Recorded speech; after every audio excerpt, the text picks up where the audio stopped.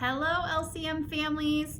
I hope that you had a fantastic literacy week. We are excited to unveil a new feature that we're going to have every week here at LCM, where each Sunday on my weekly call out, I'll be including a link to a read aloud that will be performed by one of our staff members, and a staff member will be selecting one of their favorite books each week. And so I'm going to kick off that new feature with one of my personal favorites called A Bad Case of Stripes. And as you can see, I woke up with a bad case of stripes this morning. This book is written by David Shannon. When we get to the end of the book, I'll let you know why this is one of my personal favorites. A Bad Case of Stripes. Camilla Cream loved lima beans, but she never ate them. All of her friends hated lima beans, and she wanted to fit in. Camilla was always worried about what other people thought of her. Today, she was fretting even more than usual. It was the first day of school, and she couldn't decide what to wear. There were so many people to impress. She tried on 42 outfits, but none seemed quite right. She put on a pretty red dress and looked in the mirror. Then she screamed.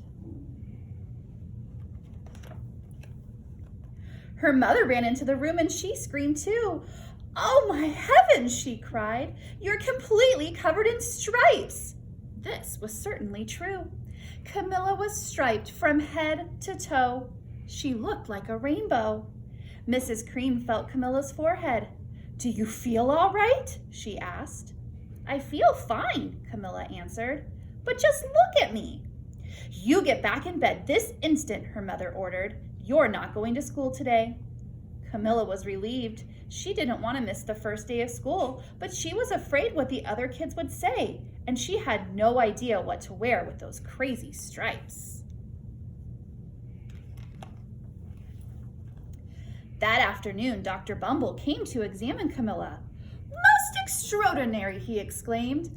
"I've never seen anything like it. Are you having any coughing, sneezing, runny nose, aches, pains, chills, hot flashes, dizziness, drowsiness, shortness of breath, or uncontrollable twitching?" "No," Camilla told him. "I feel fine." "Well then," Dr. Bumble said, turning to Mrs. Cream, "I don't see any reason why she shouldn't go to school tomorrow. Here's some ointment that should help clear up those stripes in a few days. If it doesn't, you know where to reach me." And off he went.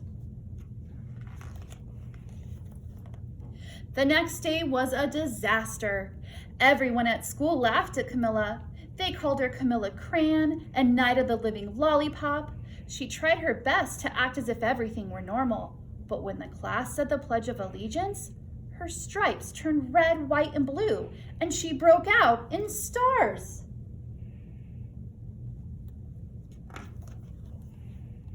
The other kids thought this was great. One yelled out, "Let's see some purple polka dots." Sure enough, Camilla turned all purple polka dotty. Someone else shouted, "Checkerboard," and a pattern of squares covered her skin. Soon, everyone was calling out different shapes and colors, and poor Camilla was changing faster than you can change the channels on a TV. That night, Mr. Harms, the school principal, called. "I'm sorry, Mrs. Cream," he said. "I'm going to have to ask you to keep Camilla home from school. She's just too much of a distraction, and I've been getting calls from other parents. They're afraid that those stripes may be contagious." Camilla was so embarrassed. She couldn't believe that 2 days ago everyone liked her. Now, nobody wanted to be in the same room with her. Her father tried to make her feel better. "Is there anything I can get you, sweetheart?" he asked. "No, thank you," sighed Camilla. What she really wanted was a nice plate of lima beans, but she had been laughed at enough for one day. Poor Camilla. Well, yes, I see," Dr. Bumble mumbled when Mr. Cream phoned the next day. "I think I'd better bring in the specialist. We'll be right over." About an hour later, Dr. Bumble arrived with 4 people in long white coats. He introduced them to the Creams. "This is Dr. Grop, Dr. Sponge, Dr. Cricket, and Dr. Young." Then the specialist went to work on Camilla. They squeezed and jabbed, tapped and tested. It was very uncomfortable. "Well, it's not the mumps," concluded Dr. Grope. "Or the measles," said Dr. Sponge. "Definitely not chickenpox," put in Dr. Cricket. "Or sunburn," said Dr. Young. "Try these," said the specialist. They each handed her a bottle filled with different colored pills. "Take one of each before bed," said Dr. Grop. Then they filed out the front door, followed by Dr. Bumble. Oh no. That night, Camilla took her medicine. It was awful. When she woke up the next morning, she did feel different, but when she got dressed, her clothes didn't fit right. She looked in the mirror, and there, staring back at her, was a giant, multicolored pill with her face on it. Dr. Bumble rushed over as soon as Mrs. Cream called, but this time, instead of the specialists, he brought the experts. Dr. Gord and Mr. Mellon were the finest scientific minds in the land. Once again, Camilla was poked and prodded, looked at and listened to. The experts wrote down lots of numbers. Then they huddled together and whispered. Dr. Gord finally spoke. "It might be a virus," he announced with authority. Suddenly, fuzzy little virus balls appeared all over Camilla. "Or possibly some form of bacteria," said Mr. Mellon. Out popped squiggly little bacteria tails. "Or it could be a fungus," added Dr. Gord. Instantly, Camilla was covered with different colored fungus blotches. The experts looked at Camilla, then at each other. "We need to go over these numbers again back at the lab," Dr. Gord explained. "We'll call you when we know something." But the experts didn't have a clue, much less a cure. By now, the TV news had found out about Camilla. Reporters from every channel were outside her house telling the story of the bizarre case of the incredible changing kid. Soon, a huge crowd was camped out on the front lawn. The Creams were swamped with all kinds of remedies from psychologists, allergists, herbalists, nutritionists, psychics, an old medicine man, a guru, and even a veterinarian. Each so-called cure only added to poor Camilla's strange appearance until it was hard to even recognize her. She sprouted roots and berries and crystals and feathers and a long furry tail, but nothing worked. One day, a woman who called herself an environmental therapist claimed that she could cure Camilla. "Close your eyes," she said. "Breathe deeply and become one with your room." "I wish you hadn't said that," Camilla groaned. Slowly, she started to melt into the walls of her room. Her bed became her mouth.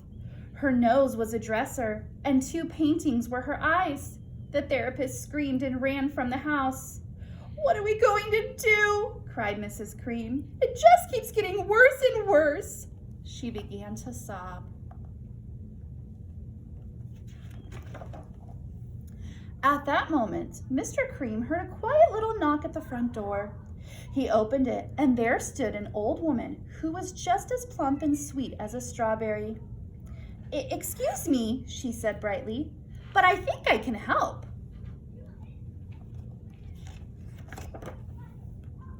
She went into Camilla's room and looked around. "My goodness," she said with a shake of her head. "What we have here is a bad case of stripes, one of the worst I've ever seen." She pulled a container of small green beans from her bag. "Here," she said, "these might do the trick." "Are those magic beans?" asked Mrs. Cream. "Oh my, no," replied the old woman. "There's no such thing. These are just plain old lima beans. I'll bet you'd like some, wouldn't you?" she asked Camilla. Camilla wanted a big, heaping plate full of lima beans more than just about anything, but she was still afraid to admit it. "Yuck," she said. "No one likes lima beans, especially me." "Oh dear," the old woman said sadly. "I guess I was wrong about you." She put the beans back in her bag and started toward the door. Camilla watched the old woman walk away. Those beans would taste so good, and being laughed at for eating them was nothing compared to what she'd been going through. She finally couldn't stand it. "Wait!" she cried. "The truth is, I really love lima beans. I thought so, the old woman said with a smile. She took a handful of beans and popped them into Camilla's mouth. Mmm, said Camilla. Suddenly, the branches, feathers, and squiggly tails began to disappear. Then the whole room swirled around. When it stopped, there stood Camilla, and everything was back to normal.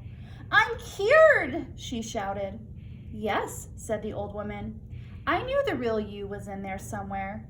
She patted Camilla on the head, then she went outside and vanished into the crowd. Afterward, Camilla wasn't quite the same. Some of the kids at school said she was weird, but she didn't care a bit. She ate all the lima beans she wanted, and she never had even a touch of the stripes again.